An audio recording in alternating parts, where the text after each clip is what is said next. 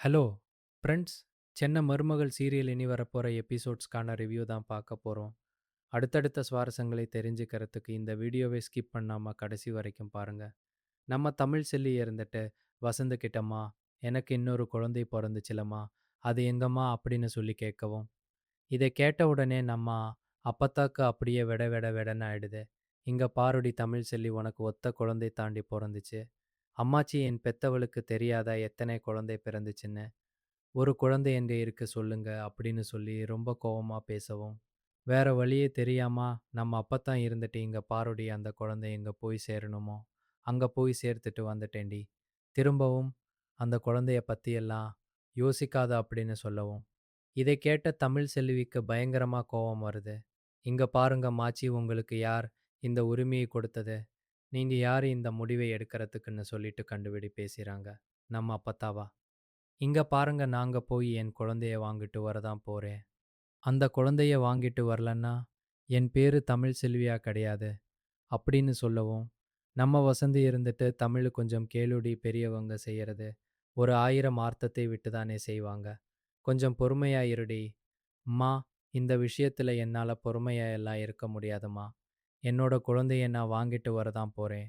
என் குழந்தை என்ன பாவம் பண்ணுச்சு?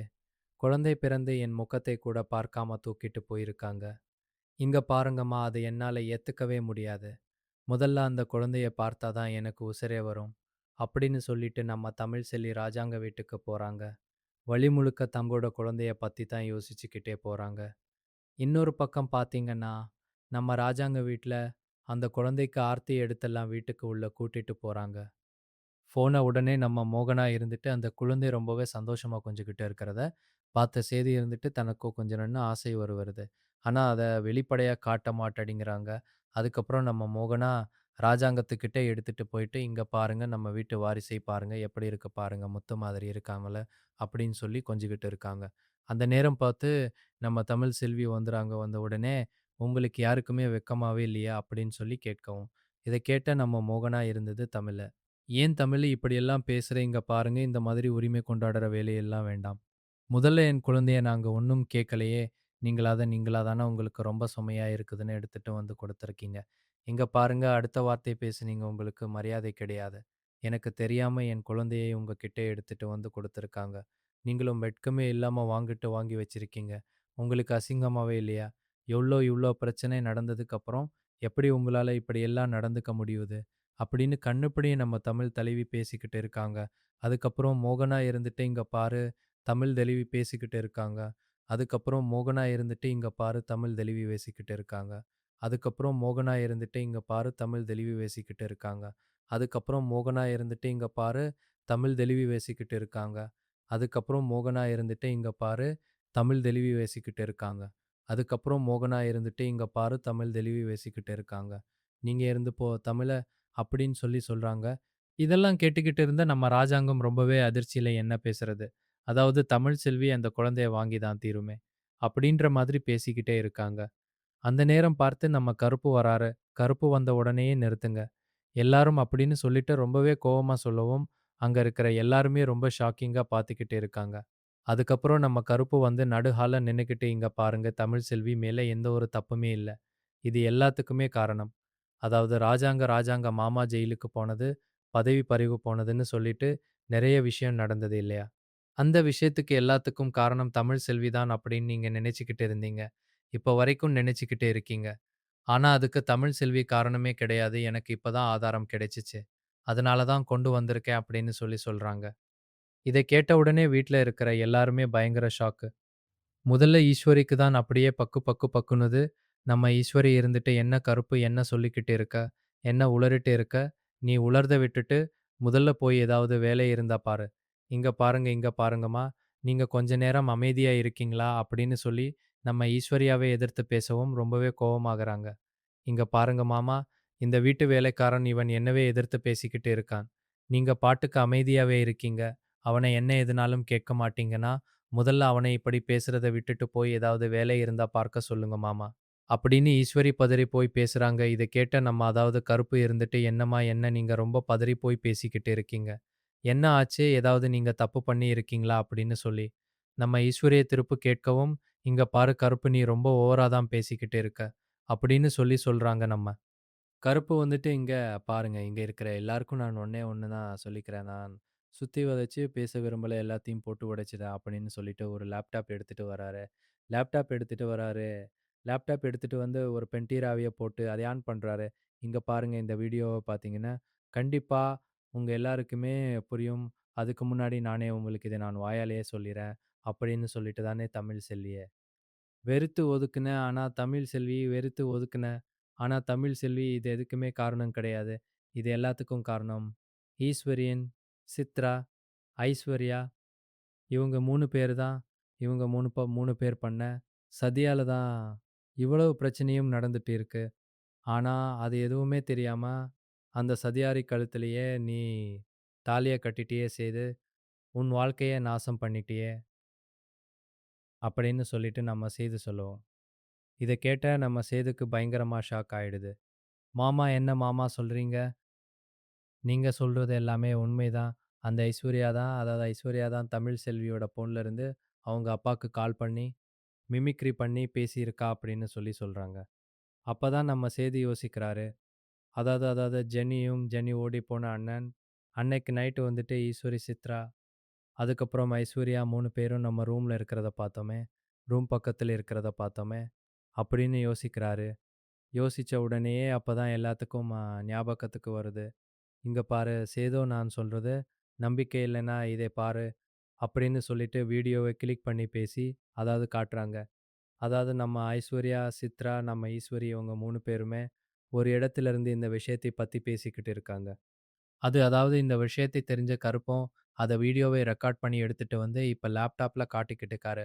இதெல்லாம் பார்த்த ராஜாங்கத்துக்கு பயங்கர ஷாக், என்ன பண்றதுன்னே தெரியல. ஐயோ! ஒரு தப்பான முடிவு எடுத்துட்டோமே! நம்ம எப்படி இவ்வளவு பெரிய தப்பான காரியத்தை பண்ணோம்?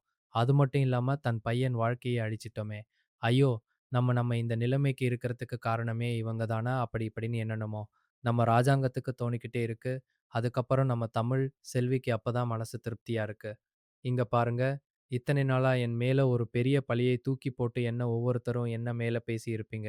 எப்படியெல்லாம் பேசியிருப்பீங்க. இப்போ உங்களுக்கு புரிஞ்சதா என் மேல எந்த ஒரு தப்பும் இல்லன்னு நிரூபிச்சதுக்கு ரொம்ப நன்றிண்ணே.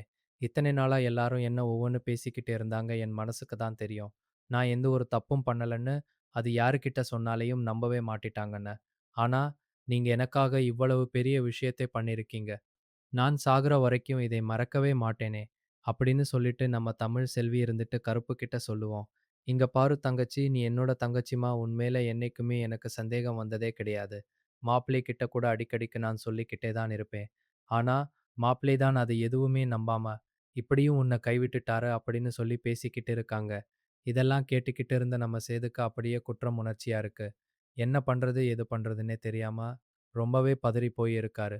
அதுக்கப்புறம் நம்ம சேது இருந்துட்டு ராஜாங்கத்துக்கிட்ட போயிட்டு, "அப்பா, என் வாழ்க்கை இப்படி நாசமா போயிடுச்சப்பா. இப்போ என்னப்பா பண்றது?" அப்படின்னு சொல்லி பயங்கரமா அழுதுகிட்டே இருக்கவும், நம்ம ராஜாங்க இருந்துட்டு ஈஸ்வரி, சித்ரா, நம்ம ஐஸ்வர்யா இவங்க 3 பேருமே நடுவுல நிக்க வச்சு கேட்குறாங்க. "இங்க பாருங்க, உங்க 3 பேருக்கும் நாங்க என்ன துரோகம் பண்ணோம்? என் பையனோட வாழ்க்கையை இப்படி சீரழிச்சிட்டீங்களே!" அப்படின்னு சொல்லி கேட்கவும், இதை கேட்டுக்கிட்டு இருந்த நம்ம ஐஸ்வர்யாவோட அப்பா, அம்மா இருந்துட்டு, "இங்க பாருங்கண்ணே, ஏதோ நடந்தது நடந்து போச்சு. இதுக்கு மேல நடந்தத பத்தி யோசிச்சா எதுவுமே ஆகப்போறது கிடையாது. அதனால இனிமே நடக்கப் போறத பத்தி பார்க்கலாம். இப்பதான சேது என் பொண்ணு கழுத்துல தாலி கட்டியிருக்கான். அதனால 2 பேரும் சேது சந்தோஷமா வாழட்டும் விடுங்க." அப்படின்னு சொல்லவும், இத கேட்டுக்கிட்டு இருந்த சாவித்திரி இருந்துட்டு, எப்படிங்க இவ்வளவு பெரிய துரோகத்தை பண்ணிட்டு சேது எப்படி ஐஸ்வர்யா கூட சேர்ந்து வாழ்வாங்கன்னு நினைச்சுக்கிட்டு இருக்கீங்க? ஈஸ்வரி, ஈஸ்வரியாவும் அந்த ஐஸ்வர்யாவும் சேர்ந்துக்கிட்டு, இந்த சொத்துக்காக தான் உன்ன கல்யாணம் பண்ணிக்கணும் அப்படின்னு நினைக்கிறாங்கன்னு உன்கிட்ட ஏற்கனவே எத்தனை வாட்டி சொன்னேன். ஆனா நீ தான் எதுவுமே நம்பாம இப்படி ஏமாந்து போய் நிக்கிறியே. உன் வாழ்க்கைய பறக்கொடுத்துட்டு நிக்கிறியே. அது மட்டும் இல்லாம இன்னைக்கு உனக்கு 2 குழந்தை பிறந்திருக்கு. அந்த குழந்தைகளை கையில எடுத்து கொஞ்சம் கூட உனக்கு உனக்கு வாய்ப்பு கிடைக்கல. அந்த பாக்கியமே உனக்கு இல்ல. இப்படி உன்ன இந்த நிலைமைக்கு தள்ளிட்டாங்களே இவங்க அப்படின்னு சொல்லிட்டு நிறைய ஏத்தி ஏத்தி விடுறாங்க நம்ம சாவித்திரி. இதெல்லாம் பார்த்த ஈஸ்வரி இருந்துட்டு, "இங்க பாருங்க மாமா. எதுக்காக மாமா என்ன அடிக்கிறீங்க?" அப்படின்னு சொல்லி கேட்கம், "இங்க பாரு ஈஸ்வரி, இதுக்கு முன்னாடி நீ எத்தனையோ தப்பு பண்ணியிருக்க. நீ எத்தனை தப்பு பண்ணாலும் உன்னை மன்னிச்சு இந்த வீட்லயே இருக்க வச்ச. பாத்தியா, அதுதான் நான் பண்ண பெரிய தப்பே." இங்க பாரு, இனிமே இந்த வீட்டுக்கும் உனக்கும் எந்த சம்பந்தமும் கிடையாது. நீ இந்த வீட்ட விட்டு முதல்ல போ." அப்படின்னு சொல்றாங்க. "இங்க பாருங்க மாமா, என்னாலல்லாம் இந்த வீட்ட விட்டு போக முடியாது." அப்படின்னு சொல்லி தைரியமா சொல்லவும், இத கேட்ட எல்லாருமே அந்த வீட்ல இருக்கிற எல்லாருமே பயங்கர ஷாக்ல இருக்காங்க. "எப்படி இவ்வளவு தைரியமா பேசுறாளே!" அப்படின்னு சொல்லி பார்த்துக்கிட்டு இருக்காங்க. "என்ன சொன்ன என் வீட்ல நின்னுக்கிட்ட, எப்படி உன்னால இப்படியெல்லாம் பேச முடியுது? எனக்கு நம்பிக்கை தர உங்க பண்ண. யாருமே இந்த வீட்ல இருக்கவே கூடாது. முதல்ல இந்த வீட்ட விட்டு கிளம்புறியா இல்லையா?" அப்படின்னு சொல்லி கேட்டவும், "இங்க பாருங்க மாமா, இன்னைக்கு உங்க பையன் இந்த பொண்ணு அதாவது ஐஸ்வர்யா காலத்துல தாலி கட்டினாரே, உன் மருமகன் ஐஸ்வர்யா இருக்கால, அவ பேருக்கு எப்பவோ நீங்க எல்லா சொத்தையும் எழுதி கொடுத்துட்டீங்க. இந்த சொத்து எல்லாமே ஐஸ்வர்யாவ பேர்ல தான் இருக்கு." அப்படின்னு சொல்றாங்க.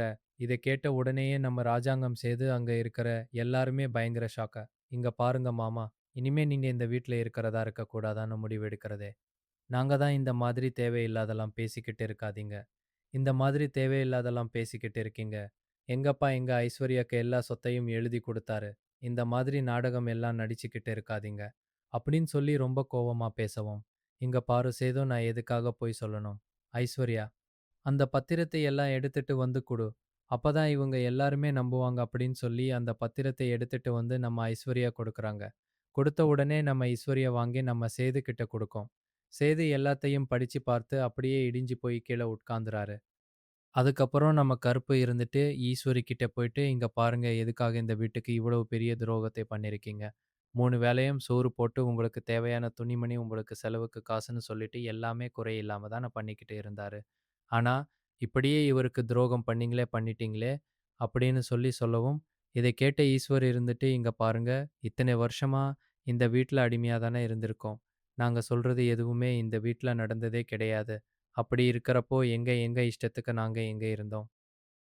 இந்த வீட்டை ஆளணும், இந்த வீடு எங்க பேருக்கு வரணும், இந்த வீடு ஃபுல்லா நாங்க சொல்றது தான் நடக்கணும்னு எத்தனை நாள் ஆசைப்பட்டிருக்கேன் தெரியுமா? ஆனா, அது இப்ப நடந்திருக்கு. ரொம்ப சந்தோஷமா இருக்க. நீங்க யாருமே இந்த வீட்ல இருக்கவே கூடாது. முதல்ல நீ கருப்பு இந்த வேலைக்கார நாயி என்ன கேள்வி கேட்கிறியா? நீ முதல்ல வெளிய போடா அப்படின்னு சொல்லிட்டு வெளிய துரத்தவும், இதெல்லாம் கேட்டுக்கிட்டு இருந்த மோகனா இருந்துட்டு, "இங்க பாரு ஈஸ்வரி, நீ பண்றது கொஞ்சம் கூட சரியில்ல.